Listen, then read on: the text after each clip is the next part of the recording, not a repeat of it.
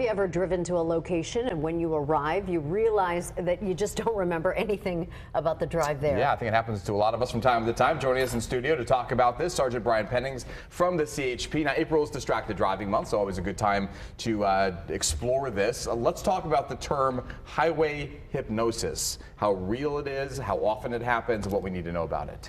Well, driving is multitasking in itself. It requires 100% of your attention. And when you are actively engaged in conversation, driving goes to the back burner of your brain because your primary mental obligation is to your conversation. Now, notice I didn't say anything about holding the phone up to your head or it being actively engaged in conversation. So you can be actively engaged in conversation not only with somebody on a phone, but with a passenger, or you can even be engaged in conversation with yourself, preoccupied and on what you need to do or what you're going to say. Exactly, yes. Distracted driving is a major issue in collisions. We see that all the time. Can you explain why it's such a major issue? Well, like I said, it's multitasking in and of itself. And when you are distracted, you are now driving subconsciously because your primary mental obligation is to your conversation or whatever's distracting you. You are now driving subconsciously, and it could result in catastrophe. Let's talk about some of the things inside the car. What can be those big distractions? We often hear, you know, an accident happened, I was looking down at the radio. Obviously, cell phones in recent years have become a major issue. Why is using a cell phone, for example, as dangerous maybe as drunk driving? Well, Andrew, that's a very good point. There's actually studies that show, statistically speaking, especially if you're texting, that being engaged in conversation or texting can be as dangerous or more dangerous than a drunk driver. Now, if I stop somebody and they're over the legal limit, they go to jail for DUI. But yet, if I stop you and you're texting, you get an infraction and you get a citation. But yet statistically, some studies show that that's actually more dangerous than drunk driving. So if you get into a crash, can that evidence be used in your trial? Absolutely, Maria. So if there's criminal prosecution as a result of a collision or an incident, we can submit for a request a search warrant for the records. We don't even have to have the phone. If we have the phone, it makes it easier, but we can submit a search warrant to the cell phone provider and find out exactly what they were doing on that phone at the time of the crash and leading up to the collision. Wow. So let's talk about California's hands-free law. This has been in effect, I'm going to guess 15 years or so now, if I recall. In one form or another, it's changed. So what do we need to know about California's hands-free law? What can you use? Can you use Bluetooth? Can you use AirPods? Does your phone have to be secured? Like, what do you need to know? California's hands-free law says you can have one touch and one swipe if you're over the age of 18. Has to be completely hands-free. You can't have anything in your hands at all, other than one touch, one swipe. Okay. Now notice I said the age of 18. Yeah. The reason why it only applies to people over the age of 18 is because if you're a driver in California and you're under the age of 18, there are no electronic devices at all, period. Not even hands-free. So what can you do if you're a parent of a minor? How do you keep because their phone is their life. It's attached to them. It is, Maria. There's actually apps.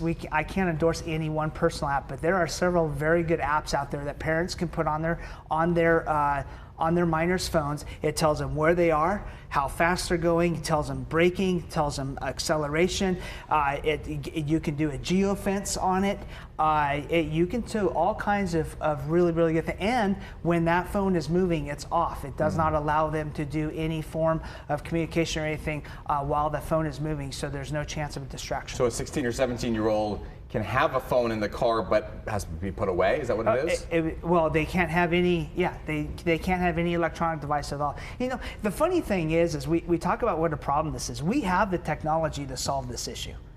We have the technology to turn our phones off if they're moving inside the cars. We choose not to as a society because that will take away a great amount of our freedom and convenience and whatnot. But this is a huge issue when it comes to crashes. It's estimated that most of our crashes have some form of distraction involved. And we could solve this if our phones would just turn off. And a couple of apps ago, upgrades, both Samsung and Apple have a silence mode. You have to go in and physically turn off that silence mode. So our phones are more than just phones or texting devices. They are GPSs, for example. So can a 16 or 17-year-old not use a GPS on their phone? They can't have any electronic devices. At all. Define that. In the car? Yes, Or they visible? cannot use any electronic devices. Can't use it. Now, if you have a 16-year-old and they're going somewhere, before they start driving, if they want to put in their GPS and have their car tell them where to go through Apple Play or whatever is in their car, then that is legal. But they cannot have any electronic devices in use while they are driving. We understand that there's a test that you can do in order to figure out how difficult it is to multitask. There's a lot of people who say, I'm really good at it, but you can prove them wrong. I can, and I can do it very easily. So everybody knows their ABCs and everybody knows how to count. So have them count from A to K, A, B, C, D, E, F, G, H, I, J, K. Okay, then you have them count from 1 to 11, 1, 2, 3, 4, 5, 6, 7, 8, 9, 10, 11.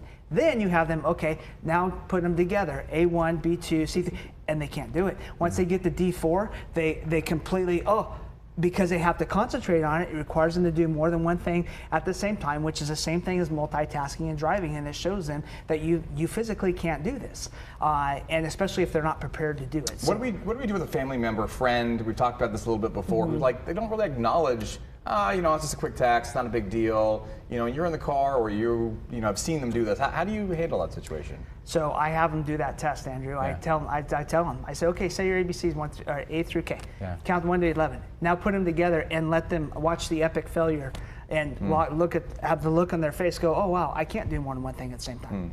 I think in general, we just have to acknowledge the fact that distracted driving is causing so many collisions. It's such a big part of it. It is, and like I said, it's estimated that it happens every 30 seconds. Yeah. And it's a huge issue, and it's just we need people to be responsible. And by having these campaigns and bringing awareness, people need to understand that driving distracted isn't just a cell phone. It's just it's the act of not concentrating on what you're doing. Your brain goes on autopilot sometimes, Yep. and you think There it is. It gets you there, but you got to be careful in the way that it happens. All right, Sergeant Brian Pennings, always appreciate your insight here with the rules of the road and great information for everybody to stay safe out there. Thank you, Andrew.